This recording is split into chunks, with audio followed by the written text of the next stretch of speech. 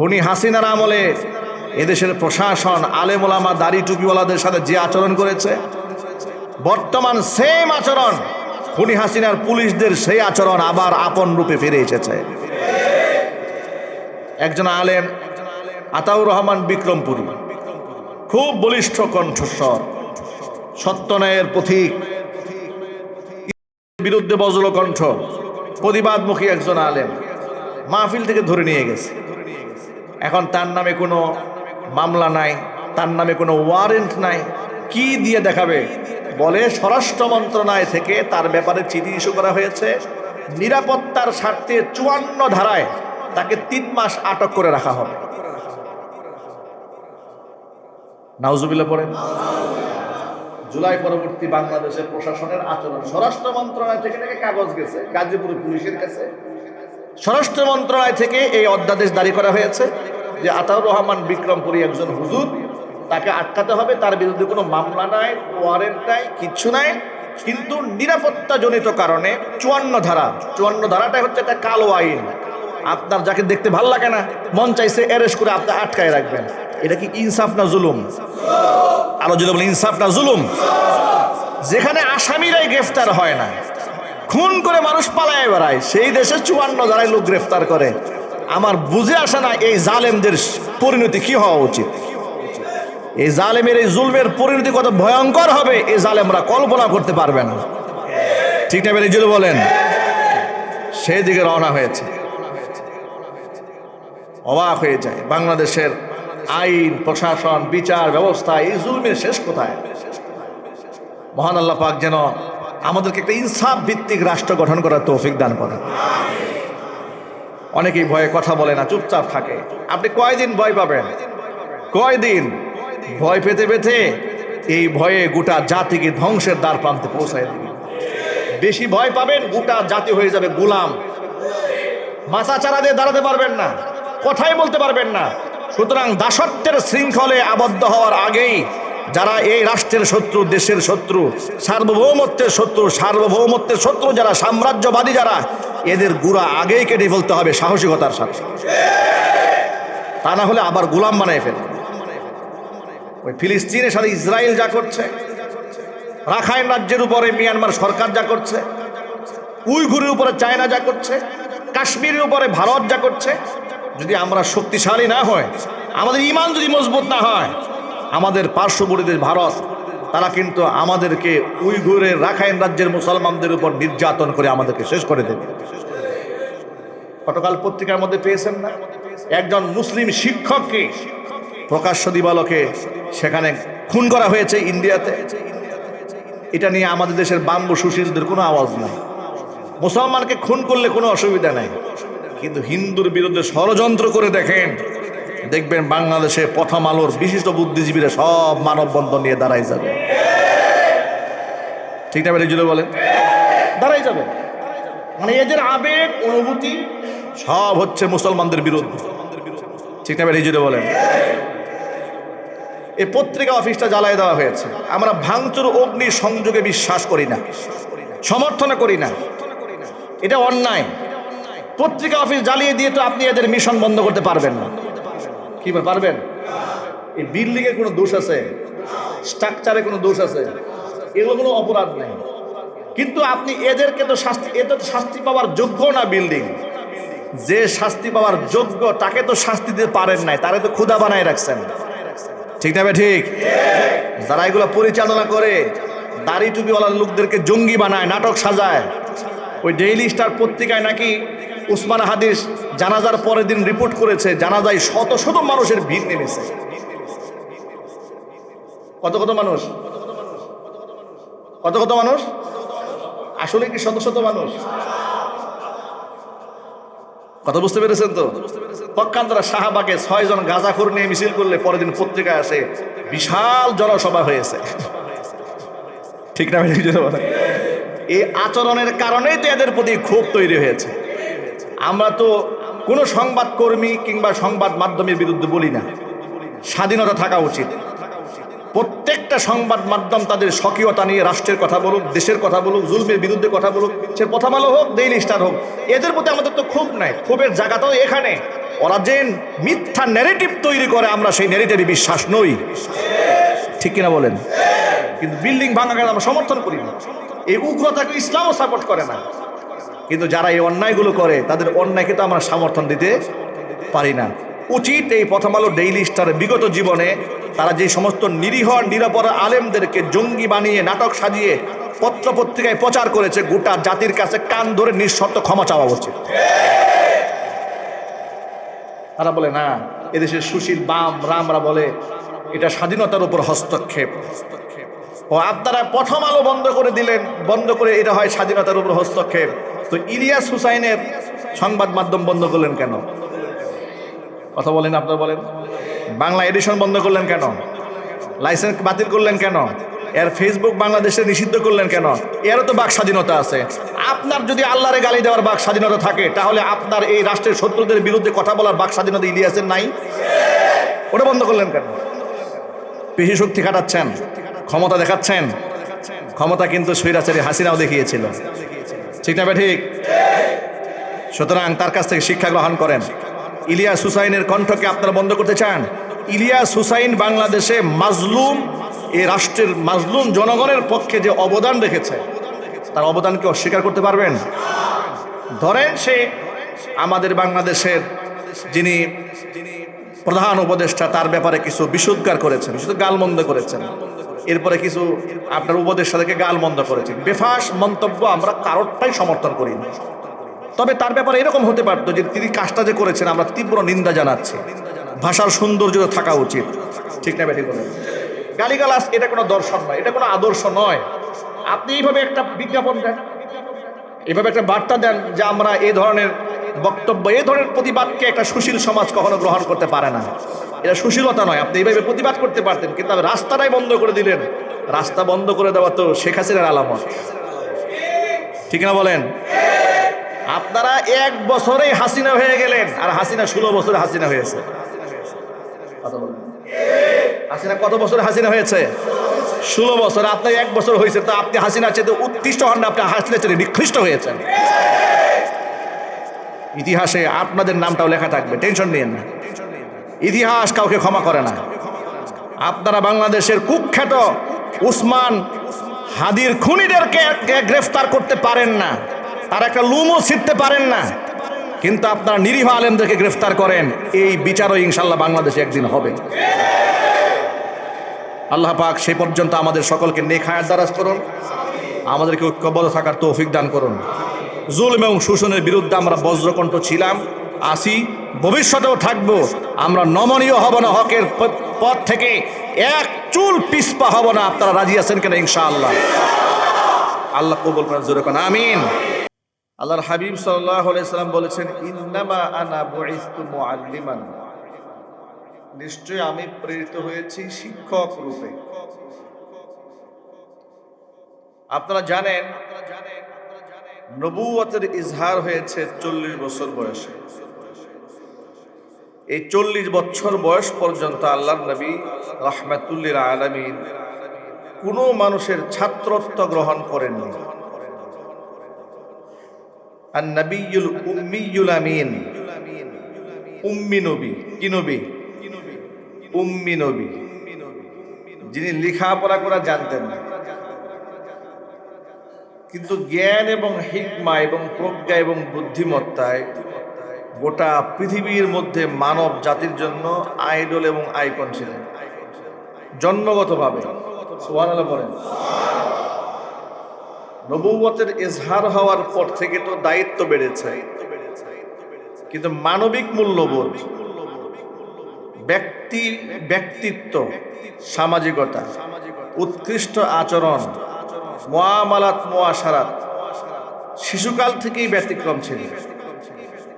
এতটাই ব্যতিক্রম, হালিমাতু সাদিয়া রাদিয়াল্লাহু তাআলা আনহা যখন তিনি মুহাম্মদ রাসূলুল্লাহ সাল্লাল্লাহু আলাইহি ওয়াসাল্লামকে মক্কা থেকে দুগ্ধ পান করানোর দায়িত্ব নিয়ে এলাকায় এলেন, তখন তার তো আরেকটা পুত্র সন্তান ছিল আব্দুল্লাহ।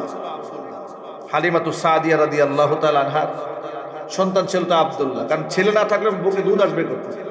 আরেকটা বাচ্চা ছিল, শিশু নবী মুহাম্মদ সাল্লাল্লাহু আলাইহি সাল্লাম এক স্তনের দুধ পান করে আরেক স্তনের দুধ ভাইয়ের জন্য রেখে দিতেন। এই জন্য আগেই বলেছি, জন্মলগ্ন থেকে নবী করিম সাল্লাল্লাহু আলাইহি সাল্লামের ইনসাফ সমাজে প্রতিষ্ঠিত হয়েছে। কাবা ঘরের যে কালো পাথরটা দেখেন, আল হাজরুল আসওয়াদ, কালো পাথর, হাদিস শরীফের মধ্যে এসেছে, বিশুদ্ধ হাদিসে, যে এই পাথরটা জান্নাত থেকে এসেছে। ধবধবে সাদা পাথর ছিল এটা। মানুষের গুনাহ গ্রহণ করতে করতে পাথরটা কালো হয়ে গিয়েছে। আল হাজরুল আসওয়াদ, এই পাথরটা যেখানে স্থাপন করা হয়েছে, কাবা ঘর যখন রিকনস্ট্রাকশন করা হলো, নবী করিম সাল্লাল্লাহু আলাইহি ওয়াসাল্লাম তখন ছোট। মক্কা তো অনেকগুলা গোত্র ছিল, বিখ্যাত বিখ্যাত গোত্ররা ছিল। এখন এই কাবা ঘরের এই পাথরটা কারা, কোন দায়িত্ব নিয়ে কারা এটাকে স্থাপন করবে, রাখবে, এটা নিয়ে একটা বিভেদ তৈরি হলো। সবার মধ্যে একটা বিভেদ তৈরি হলো, এর সমাধান পাওয়া যাচ্ছে না। নবী করিম সাল্লাল্লাহু আলাইহি ওয়াসাল্লাম তখন নবী হন, নবুয়তের ইজহার হয় নাই। রাসূল সাল্লাল্লাহু আলাইহি সাল্লাম পরামর্শ দিলেন, এক কাজ করেন, আপনার বড় একটা কাপড় নিয়ে আসেন, কাপড় নিয়ে এসে এই কাপড়ের মাঝখানে পাথরটা রাখুন। পাথরটা রেখে কাপড়ের চার কোনায় চার গোত্রের প্রধানকে দাঁড় করায় দেন। সুবহানাল্লাহ বলেন। হিকমা, প্রজ্ঞা, বুদ্ধিমত্তা। নবুয়তের ইজহার হয় নাই। আমি বলি নাই নবুয়ত পান নাই, আমি বলেছি নবুয়তের ইজহার হয় না, নবুয়ত প্রকাশিত হয় নাই। কেন এই কথা বললাম? এর হিকমার একটা আছে। কারণ নবী করিম সাল্লাল্লাহু আলাইহি সাল্লাম বলেছেন, আল্লাহ পাক আমাকে নবী হিসেবে তখন নির্ধারণ করেছেন যখন আদম আলাইহিস সালাতু ওয়াস সালাম মাটি এবং পানির মধ্যে মিশ্রিত ছিল। এর দ্বারা প্রমাণ হয় তিনি নবী হয়েছেন 40 বছর, এটা সঠিক নয়। নবুয়তের ইজহার হয়েছে, নবুয়ত প্রকাশিত হয়েছে হুজুরের বয়স যখন 40 হয়েছে। কিন্তু আল্লাহর কাছে তিনি নবী হিসেবে পরিগণিত হয়ে আছেন হযরত আদম আলাইহিস সালাতু ওয়াস সালাম সৃষ্টিরও আগে। চিৎকার দিয়ে বলেন আল্লাহু আকবার। হিকমা এবং প্রজ্ঞা এবং বুদ্ধিমত্তা, যদি তিনি পড়তে জানতেন না, লিখতে জানতেন না, সই করতে জানতেন না, কিন্তু ইলম, জ্ঞান, বুদ্ধিমত্তা, প্রজ্ঞা, আচরণ, মুআমালাত, মুআশারাত অতুলনীয়, সাধারণ কোনো মানুষের সাথে তুলনায় চলত না। খাদিজাতুল কুবরা রাদিয়াল্লাহু তাআলা আনহা ব্যবসার দায়িত্ব গ্রহণ করে যখন তিনি সিরিয়ায় গমন করলেন, তখন তো নবুয়তের ইজহার হয় নাই। নবী করিম সাল্লাল্লাহু আলাইহি ওয়াসাল্লামের বয়স তখন 23 কিংবা 24, কোনো কোনো বর্ণনার মধ্যে এসেছে 25 বছর। ওই সময় মা খাদিজাতুল কুবরা রাদিয়াল্লাহু তাআলা আনহার ব্যবসার দায়িত্ব গ্রহণ করলেন নবী করিম সাল্লাল্লাহু আলাইহি ওয়াসাল্লাম। এক কথায় তার ব্যবসার ম্যানেজারের দায়িত্ব গ্রহণ করলেন হুজুর পাক সাল্লাল্লাহু আলাইহি ওয়াসাল্লাম। দায়িত্ব গ্রহণ করে যখন গোটা এলাকার মধ্যে তার সুনাম সুখ্যাতি খাদিজা শুনতে পেল যে মক্কাতে একটা ভালো লোক আছে, নাম তার মুহাম্মদ, লোকের তাকে আল আমিন বলে ডাকে, অতি বিশ্বাসী বলে ডাকে। খাদিজা ইতোপূর্বে দুইটা স্বামী হারিয়েছেন, ইন্তেকাল করেছেন। দুই স্বামী থেকে প্রাপ্ত সম্পদ এবং বাবার কাছ থেকে প্রাপ্ত সম্পদ সবই মিলে বিশাল সম্পদের মালিক ছিলেন খাদিজাতুল কুবরা রাদিয়াল্লাহু তাআলা আনহা। ইন্টারন্যাশনাল পর্যায়ে ওই তৎকালীন যুগের ব্যবসায়ী, মক্কার বাহিরেও তার ব্যবসা বাণিজ্য সিরিয়া, শামে ছড়াই আছে। তো মহিলা মানুষ যদি এত বড় ব্যবসা পরিচালনা করতে পারবে না, তিনি খুঁজতেছিলেন একজন আমানতদার বিশ্বাসী মানুষ, কার কাছে ব্যবসার দায়িত্ব ভার দেওয়া যায়। নবী করিম সাল্লাল্লাহু আলাইহি সাল্লামের নাম শুনে তাকে ব্যবসার দায়িত্ব দিলেন, সিরিয়াতে পাঠালেন মাল সামানা দিয়ে ব্যবসা পরিচালনা করার জন্য। পাঠিয়ে দেওয়ার সময় গোলাম মাইসালাকে তারা সাথী বানিয়ে দিলেন আর বলে দিলেন, তুমি তার ব্যবসা বাণিজ্য পরিচালনা করা, তার উঠা বসা, তার লেনদেন সবকিছু খুব ভালো করে ফলো করো না। এটা কিন্তু আমরাও করি। আমরা যখন প্রতিষ্ঠানে কোনো ব্যক্তিকে দায়িত্ব দেই, তার পিছনে একটা লুক লাগিয়ে রাখি, দেখবা তার আচরণটা কেমন হয়, সততা কেমন হয়, অর্থ এদিক সেদিক করে কিনা, আমানতের খিয়ানত করে কিনা, এটা একটু তোমরা ভালো করে যাচাই করবে, বাছাই করবে। এরকম করি না আমরা? খাদিজাতুল কুবরা রাদিয়াল্লাহু তাআলা আনহা এই কাজটা করলেন, গোলাম মাইসারাকে পাঠিয়ে দিলেন তার সহযোগী হিসেবে, খাদেম হিসেবে, এবং তার পক্ষ থেকে এক পর্যায়ে অঘোষিত একজন গোয়েন্দা হিসেবে পাঠিয়ে দিলেন, খবর নিয়ে আসবা করেটা কি। ব্যবসা বাণিজ্য পরিচালনা করে লম্বা সময় সিরিয়াতে কাটালেন। ব্যবসা বাণিজ্য সকল কর্মকাণ্ড শেষ করে তিনি যখন আবার মক্কায় ফিরে এলেন, গোলাম মাইসারাকে খাদিজাতুল কুবরা রাদিয়াল্লাহু তাআলা আনহা একান্তে ডাকলেন, ডেকে বলেন, এবার বলো ব্যবসার রিভিউ দাও আমাকে। দেখতে পেলেন বিশাল অংশের লভ্যাংশ নিয়ে মুহাম্মদ সাল্লাল্লাহু আলাইহি ওয়াসাল্লাম তার ব্যবসা নিয়ে ফিরে এসেছেন। তিনি খুব অবাক হয়ে গেলেন যে নর্মাল তো আমরা এত লাভবান হই না, হঠাৎ করে ব্যবসায় অভূতপূর্ব সাড়া পড়েছে, কারণটা কি? তিনি তথ্য জানতে চাইলেন যে বিষয়টা কি, কি হয়েছে। তখন গোলাম মাইসারা তার ব্যাপারে একটা কথা বলা শুরু করলেন, যে আমি তার সাথে সফরে গিয়েছি। তিনি যে এলাকায় সফর করেন আমি দেখেছি, যেখানে তিনি ডেরা স্থাপন করেন, তাঁবু গাড়েন, গোটা এলাকার মানুষ তার জন্য মুখিয়ে থাকে। যার সাথে জীবনে কোনো পরিচয় নাই, তিনি তাদের সাথে এমন বিহেভি নিয়ে কথাবার্তা বলেন, জীবনে একবার যিনি তার সাক্ষাৎ পেয়েছেন মৃত্যু পর্যন্ত তাকে ভুলতে পারেন। এমনকি তিনি যখন সাময়িক ব্যবসা শেষ করে এলাকা থেকে প্রস্থান করতে যান, লোকেরা হাসি মুখে বিদায় দেন না, অশ্রু সিক্ত নয়নে তাকে বিদায় দেন। সবাই তার জন্য কান্না করে। খাদিজাতুল কুবরা রাদিয়াল্লাহু তাআলা এগুলো শুনতেছেন আর হুজুর প্রতি প্লেসড হচ্ছে, মানে তার প্রতি তার আসক্তি বেড়ে যাচ্ছে, মহব্বত বেড়ে যাচ্ছে, শ্রদ্ধা সম্মানের বিরাট জায়গা তৈরি হচ্ছে। এক পর্যায়ে গোলাম মাইসারা খাদিজাতুল কুবরা রাদিয়াল্লাহু তাআলা আনহাকে জবাব দিয়ে বলছেন, তিনি এমন একজন মানুষ, তার মধ্যে আমি কিছু ইজাজ দেখতে পেয়েছি, মুজিজা দেখতে পেয়েছি, অলৌকিক কিছু ঘটনা আমি দেখতে পেয়েছি। তিনি যখন রাস্তায় হাঁটে প্রচন্ড খরতাপ রৌদ্রের ভিতরে দেখেছি, সকলে রৌদ্রে পড়ে, কিন্তু তার মাথার উপরে এক খণ্ড মেঘ উড়ে এসে ছায়া দিয়ে দিয়ে সামনে এগিয়ে যায়। গোলাম মাইসারার কাছ থেকে শুনতেছেন খাদিজা, যে আমি নিজ চোখে এই দৃশ্য দেখেছি। খাদিজা জিজ্ঞেস করেন, আর কি দেখেছ? আমি এই দৃশ্য দেখেছি, তিনি ক্লান্ত পরিশ্রান্ত হয়ে একটা মরা গাছের নিচে বসেছেন। হঠাৎ করে কিছুক্ষণ তাকায় দেখি গাছ শাখা প্রশাখায় পাতা পল্লবে ফুলে ফলে ভরপুর হয়ে গেছে। এগুলো আমি দেখেছি আরো অবাক হয়েছি, এটা কেমন মানুষ? আমি বিশ্বাস হচ্ছিল না, আমি নিজ চোখে যেন সামাল দিতে পারছিলাম না, এগুলো কি করে সম্ভব হচ্ছে? তিনি কেমন মানুষ? তিনি, আমার তো মনে হচ্ছে উনি সাধারণ কোনো মানুষ নন, আমার কাছে মনে হচ্ছে তিনি মহামানব। এরকম রিভিউ যখন মা খাদিজাতুল কুবরা গোলাম মাইসারার কাছ থেকে শুনলেন, তখন খাদিজা রাদিয়াল্লাহু তাআলা আনহা নিজের পক্ষ থেকে তার বান্ধবীর মাধ্যমে প্রস্তাব দিলেন মুহাম্মদ রাসূলুল্লাহ সাল্লাল্লাহু আলাইহি ওয়াসাল্লামকে বিবাহ করার জন্য। আল্লাহর হাবিব এই প্রস্তাব পরিবারে পেশ করলেন। আত্মীয় স্বজন যারা ছিলেন, পরিবারের সদস্য যারা ছিলেন, তাদের সকলের কাছে জানালেন। পারিবারিক সূত্রে বিবাহ বন্ধনে আবদ্ধ হন। রাসূলের বয়স 23 কিংবা 25। খাদিজাতুল কুবরা রাদিয়াল্লাহু তাআলা আনহা তখন তিনি স্বামীহারা, দুইটা স্বামীহারা, বয়স তার 40। বয়স কত?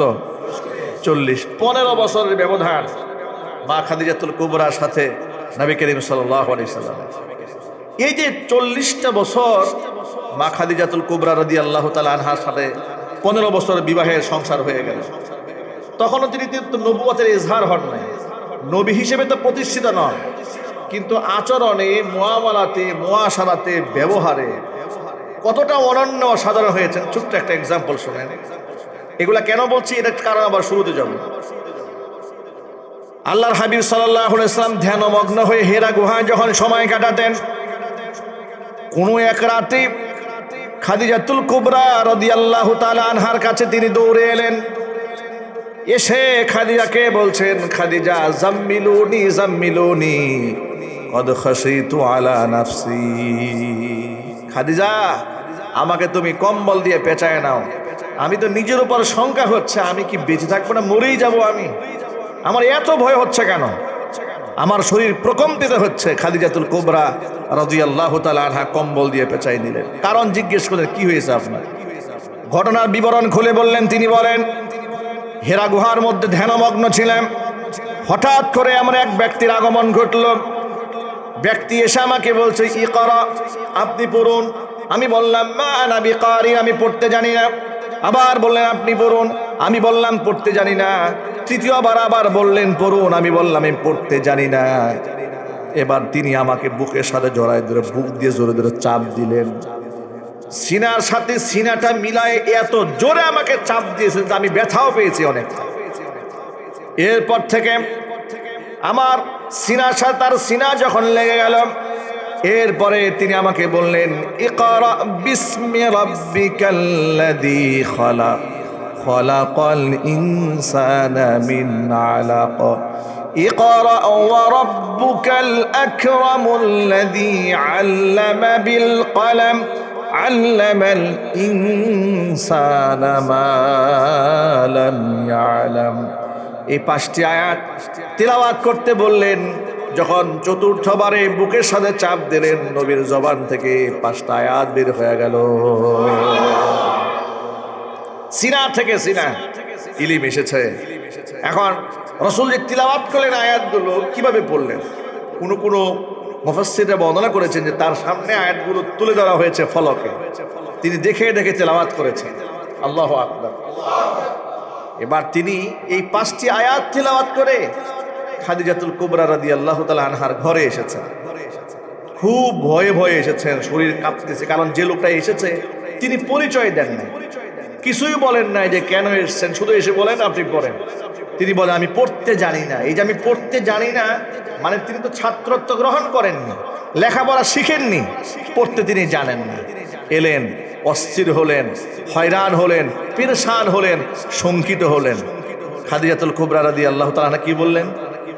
ইয়া আবাল কাসেম ওয়াল্লাহি, হে কাসেমের পিতা, আল্লাহর কসম আমি ভয় পাবেন না। কাল্লা, কখনো নয়। আপনি যে বলছেন খাশিতু আলা নাফসি, আমি নিজের উপরে শঙ্কা বোধ করছি, কখনো নয়, আপনার শঙ্কার কোনো কারণ নাই। ওয়াল্লাহি, আল্লাহর কসম, মা ইখজিকাল্লাহু আবাদা, কখনো আল্লাহ পাক আপনাকে লাঞ্ছিত করবে না। স্ত্রী তাকে সান্ত্বনা দিচ্ছে, আপনাকে কখনো আল্লাহ লাঞ্ছিত করবে না, অপমানিত করবে না, কারণ আপনার মধ্যে কিছু কোয়ালিটি আছে। নবুয়তের ইজহার হওয়ার আগের কোয়ালিটি বলছেন, ইন্নাকা লাতাসিলুর রহিমা, নিশ্চয় আপনি আত্মীয়তার সম্পর্ক জুড়ায় রাখেন। ওয়া তাহমিলুল কাল্লা, যারা অসহায় তাদের দায়িত্ব আপনি গ্রহণ করেন। ওয়া তাকসিবুল মাদুমা, আপনি অন্নহীনকে অন্ন দেন, বস্ত্রহীনকে বস্ত্র দেন। ওয়া তাকসিবুল মাদুমা ওয়া তুঈনু আলা নাওয়াইবিল হাক্কি, বিপদগ্রস্ত মানুষের পাশে আপনি দাঁড়ান। ওয়া তাকরিদ দাইফা, আপনি মেহমানদেরকে সম্মান করেন, মেহমানদারি করেন। এই যে কোয়ালিটি আপনার মধ্যে আছে, আল্লাহর কসম আপনার রব আল্লাহ আপনাকে অবশ্যই লাঞ্ছিত অপমানিত করবেন। আল্লাহু আকবার বলেন। খাদিজাতুল কুবরা রাদিয়াল্লাহু তাআলা আনহার পক্ষ থেকে এই সান্ত্বনার বাণী শোনার পরে রাসূলের অস্থির চিত্ত স্থির হয়ে গেল, পেরেশানি দূর হয়ে গেছে। এমন এক সান্ত্বনা শুনে গেছে যে প্রশ্নে আসে না।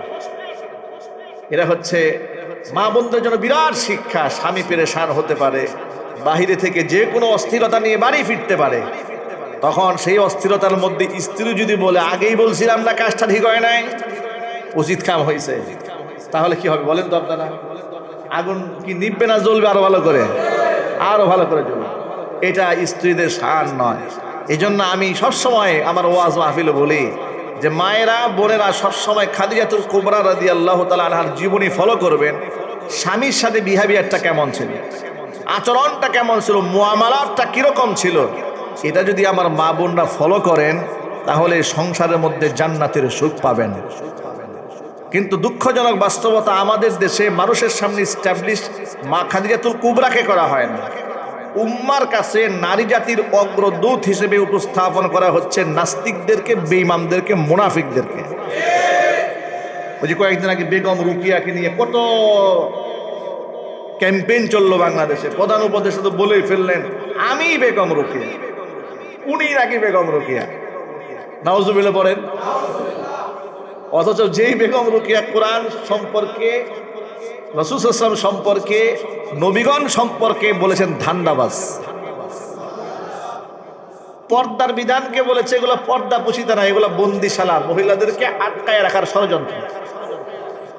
আবার বলেছে পুরুষতান্ত্রিক সমাজে নারীদেরকে পুরুষদের কবজায় রাখার জন্য এটা হচ্ছে ধান্দাবাজদের একটা কৌশল।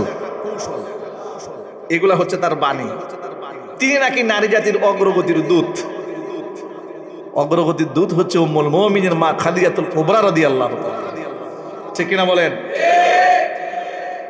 অস্থির হয়ে গেলেন, হুজুরকে সান্ত্বনা দিয়ে দিলেন, মন ঠান্ডা হয়ে গেল। আরো সান্ত্বনা দিয়ে বলছেন, আপনার ভয়ের কোনো কারণ নাই, আপনার কাছে কে এসেছে আর আপনি যা পাঠ করলেন এগুলোর উদ্দেশ্যই বা কি? আমার চাচাতো ভাই আছে উরাকা ইবনে নাওফাল, সে হচ্ছে তাওরাত, জাবুর, ইনজিল পূর্ববর্তী নাজিলকৃত কিতাবের মহাপণ্ডিত। আমি তার কাছে আপনাকে নিয়ে যাব, নিশ্চয়ই তিনি একটা সলিউশন দিতে পারবেন, সমাধান দিতে পারবেন। ওরাকা ইবনে নাওফাল তখন বয়সের ভারে, এই যে বুরু দেখছেন না, বুরু, এই বুরুগুলা পেকে গেছে, একেবারে এরকম ভালো করে দেখতে পান না, দৃষ্টিশক্তি কমে এসেছে। এই অবস্থায় মা খাদিজাতুল কুবরা নবী করিম সাল্লাল্লাহু আলাইহি ওয়াসাল্লামকে নিয়ে ওরাকা ইবনে নাওফালের বাড়ি গেলেন। ওরাকা ইবনে নাওফালের কাছে গিয়া বিবরণ খুলে বললেন যে এই হয়েছে। ওরাকা ইবনে নাওফাল এটা শোনার পরে কি বললেন শোনেন। সব কিছু শোনার পরে বলছেন, হে মুহাম্মদ, তুমি সুসংবাদ গ্রহণ করো, তুমি তো শেষ জামানার নবী হয়েছ। তুমি তো সেই ব্যক্তি যার জন্য আসমান জমির অপেক্ষায় ছিল, এই মাজলুমা ত্রাহি তাহি করছিল একটা হেদায়েতের জন্য, তুমি সেই ব্যক্তি। আল্লাহু আকবার বলেন। যিনি তোমার কাছে এসেছেন তিনি নবী মূসা কালিমুল্লাহর কাছে এসেছেন। যিনি তোমার কাছে এসেছিলেন তিনি হযরত ইব্রাহিম আলাইহিস সালাতু ওয়াস সালামের কাছে এসেছিলেন, তিনি হযরত জিবরাইল আলাইহিস সালাতু ওয়াস সালাম। এরপরে তিনি বললেন, সেই দিন পর্যন্ত আমি যদি বেঁচে থাকতাম, যেদিন এই মক্কার লোকেরা তোমাকে এলাকা থেকে বের করে দেবে। এই কথা শোনার পরে মুহাম্মদ সাল্লাল্লাহু আলাইহি ওয়াসাল্লাম খুব আবেগ আপ্লুত হলেন, চোখের পানি বের হয়ে গেল। আল্লাহর হাবিব বললেন, যে মক্কার লোকেরা আমাকে আলামিন বলে, অতি বিশ্বাসী বলে, এদের ঘরের স্বর্ণ গহনাগুলো আমার কাছে এনে গচ্ছিত রাখে, সেই এলাকার মানুষগুলো আমাকে এলাকার থেকে তাড়িয়ে দিবে, ওরা আমাকে বঞ্চিত করবে। ওরাকা ইবনে নাওফাল বলছেন, এই আচরণ শুধু তোমার সাথে হয় নাই, পৃথিবীতে যত পয়গাম্বররা এসেছেন, যত নবীরা দুনিয়াতে এসেছিলেন, সমস্ত নবীদের সাথে তার কওমের লোকেরা এই আচরণটাই করছে। তুমি তার ব্যতিক্রম নও, অবশ্যই তোমার এলাকার লোকেরা তোমাকে তাড়িয়ে দেবে। তবে হ্যাঁ, লাউ কুনতু হাইয়ান, যদি আমি সেদিন পর্যন্ত বেঁচে থাকি, আল্লাহ যদি আমার হায়াত রাখেন, লা আনসুরান্নাকা নাসরাম মুআজ্জারা, আমি আপনাকে দারুণভাবে সহযোগিতা করব, আমি তোমার সহযোগী হব, আমি তোমার ঢাল হব।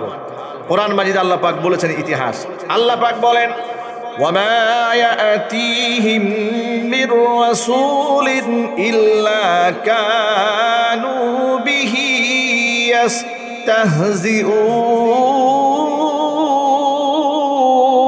ইস্তাহজিউন। ওয়ামা ইয়াতিহিম মির রাসূলিন ইল্লা কানু বিহি ইস্তাহজিউন, এমন কোন রসুল আসেনি, ওয়ামা ইয়াতিহিম মির রাসূলিন, তাদের কাছে সগুত্রের কাছে এমন কোন রসুলের আগমন হয় নাই, ইল্লা কানু বিহি ইস্তাহজিউন, তবে তাকে নিয়ে তারা উপহাস করে নাই। পৃথিবীর কোন নবী রসুল এমন আসে নাই যাকে নিয়ে কওমের লোকেরা হাসি তামাশা করে নাই। সুতরাং আপনার সাথেও আপনার কওমের লোকেরা সেই আচরণটাই করবে, আপনার পূর্ববর্তী নবী রসুলদের সাথে তাদের কওমের লোকেরা যে আচরণটা করেছে। তবে ভবিষ্যৎবাণী বলে গেলাম, আপনাকে আপনার এলাকার লোকেরা এলাকা ছাড়া করবে। সেদিন যদি আপনার পাশে আমি বিজীবিত থাকি, অবশ্যই আপনার পাশে আমি পাহারাদারি করব। কিন্তু সেই হায়াতটা ওরাকা ইবনে নাওফাল পাননি, তিনি ইন্তেকাল করেছিলেন। নবী করিম সাল্লাল্লাহু আলাইহি সাল্লামকে তিনি সান্ত্বনা দিলেন, আপনি সেই নবী যার জন্য গোটা জগৎবাসী অপেক্ষা করছিল। সুবহানাল্লাহ পড়েন। আপনাদের সামনে কথাটা বলার উদ্দেশ্যটা কি? উদ্দেশ্য হলো আল্লাহর নবীর নবুয়তের ইজহার হয়েছে 40 বছর বয়সে। নবুয়ত নির্ধারিত হয়েছে আদম আলাইহিস সালাতু ওয়াস সালামের সৃষ্টিরও আগে, ইজহার হয়েছে 40 বছরের পরে গিয়ে। এই যে 40 বছর পরে গিয়ে নবুয়তের ইজহার হয়েছে, কিন্তু নবুয়তের ইজহার হওয়ার পূর্বেই এই 40টা বছর আল্লাহর নবীর আচরণ, মুআমালাত, মুআশারাত, সততা, তার আমানতদারিতা, তার বিশ্বস্ততা, তার অ্যাটিটিউড, তার ভাবভঙ্গি, তার লেনদেন, তার বক্তব্য দেওয়ার ধরন সব মানুষের কলিজাকে টাচ করেছে। যার দরুন যখন আবু বকর সিদ্দিক রাদিয়াল্লাহু তাআলা আনহুর কানে আওয়াজ দেওয়া হলো যে আপনার পরম বন্ধু মুহাম্মদ সাল্লাল্লাহু আলাইহি ওয়াসাল্লাম নিজেকে নবী হিসেবে দাবি করছেন, আবু বকর সিদ্দিক রাদিয়াল্লাহু তাআলা সাথে সাথে কালিমা পড়ে মুসলমান হয়ে গেল। অবাক হয়ে গেলেন যে একটাবার জিজ্ঞেস করলেন না, একসাথে তো বেড়ে উঠলাম, একসাথে বেড়ে উঠলাম, একটাবার প্রশ্ন করলেন না যে আমি নবী হইলাম না, তুমি কেমনে নবী হইলাম? আবু বকর বলেন, কেন প্রশ্ন করব? আমি মুহাম্মদ সাল্লাল্লাহু আলাইহি ওয়াসাল্লামের কাছ থেকে একেবারে কৈশোর থেকে যৌবনকাল পর্যন্ত তার সাথে উঠা বসা করেছি, লেনাদেনা করেছি। আমার পরম বন্ধু, আমার সাথী, আমি তার প্রত্যেকটা আচরণে আন্দাজ করতে পারতাম তিনি সাধারণ মানুষ নন, নিঃসন্দেহে তিনি মহামানব। কিন্তু যে আন্দাজটা করতাম সে আন্দাজের সত্যতা প্রকাশিত হয়েছে। এই জন্য আমার প্রশ্নের সময়ের কোনো প্রয়োজন নাই, আমি বুঝে নিয়েছি তিনি আল্লাহর নবী। জুরে কোন আল্লাহু আকবার। তিনি শিক্ষক হিসেবে এসেছিলেন, ছাত্র হিসেবে আসেন নাই। হুজুর বলেন, ইন্নামা আনা বুইস্তু মুআল্লিমান, এসেছি আমি শিক্ষক রূপে, ছাত্র নয়। কারণ ছাত্র যত বড়ই হোক না কেন, তার যদি দুনিয়াতে শিক্ষক থাকে, শিক্ষকের মর্যাদা ছাত্রের নিচে না উপরে থাকবে, নিঃসন্দেহে উপরে থাকবে, এতে কোনো সন্দেহ নাই। শিক্ষক তো শিক্ষকই, কিন্তু আল্লাহ পাকের হিকমা এটা যে আমার নবীর চেয়ে সম্মানিত পৃথিবীতে কেউ হবে না। সুবহানাল্লাহ বলেন। আমার নবীর উপরে সম্মানিত আমি কাউকে রাখবো না পৃথিবীতে। এই জন্য দুনিয়ার কোনো মানুষের ছাত্রত্ব গ্রহণ করার সুযোগ আল্লাহ রাসূলকে আল্লাহ পাক দেন। এমনই শিক্ষক ছিলেন, মানবতার শিক্ষক এমনই ছিলেন তিনি, এতটাই মানবিক। আনাস ইবনে মালিক রাদিয়াল্লাহু তাআলা আনহু বলেন, একটি জায়গার মধ্যে আমরা রাসূলের সাথে বসেছিলাম, হঠাৎ করে দেখতে পেলাম একটা লাশ যাচ্ছে আমাদের সামনে দিয়ে, অমুসলিমের লাশ। ওই লাশটা দেখে হুজুর দাঁড়িয়ে গেলেন, সোজা হয়ে দাঁড়িয়ে গেলেন। আমরা জিজ্ঞেস করলাম, একটা ইহুদির লাশ দেখে রাসূল আপনি দাঁড়ালেন, সেটা ইহুদি অমুসলিম। হুজুর বলে, আলাইসা হুয়া বিনাফসিন, এটা কি মানুষ নয়? ইহুদি হলে কি হবে, সে মানুষ নয়, আমি মানুষের সম্মান দিয়েছি।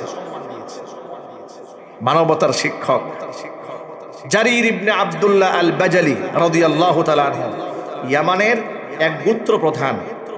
এটা আমাদের যেমন স্টেট প্রধান থাকে না, দেশের প্রধান, তৎকালীন যুগে গোত্র প্রধান, বড় বড় গোত্রের লিডার, এভাবেই বিভিন্ন দেশ পরিচালিত হতো। ইয়ামানের বাজাল অঞ্চলের গোত্র প্রধান জারির ইবনে আব্দুল্লাহ আল বাজালি মদিনাতে এলেন। নবী করিম সাল্লাল্লাহু আলাইহি ওয়াসাল্লামের জুমার খুতবা দিচ্ছেন। জুমার খুতবা শোনা তো ওয়াজিব। সাহাবায়ে কেরাম চুপচাপ বসে হুজুরের খুতবা শুনতেছিলেন। অমুসলিম অবস্থায় তিনি মসজিদ নববীর মধ্যে ঢুকলেন। ঢুকার পরে সাহাবায়ে কেরাম কোনো কথোপকথন না করে চোখের ইশারায় একে অপরকে ইঙ্গিত করে তাকে দেখিয়ে দিলেন। তিনি বুঝতে পারলেন, তিনি বলেন যে তাদের আচরণে এবং বিহেভিয়ারে মনে হচ্ছিল এরা সকলে আমাকে চেনে, অথচ জীবনের প্রথম তাদেরকে আমি দেখেছি। সাহাবীরা আমার দেখে চোখের আড়িটুরি করছে। নামাজ যখন শেষ হলো, আমি জিজ্ঞেস করলাম যে আপনারা কি আমার কেউ চেনেন? তারা বললে যে না, আপনাকে চিনি না, কিন্তু আপনি এখানে আসার পূর্বে আমাদের নবী মুহাম্মদ সাল্লাল্লাহু আলাইহি ওয়াসাল্লাম মিম্বারে বসে আপনার প্রশংসা করেছেন।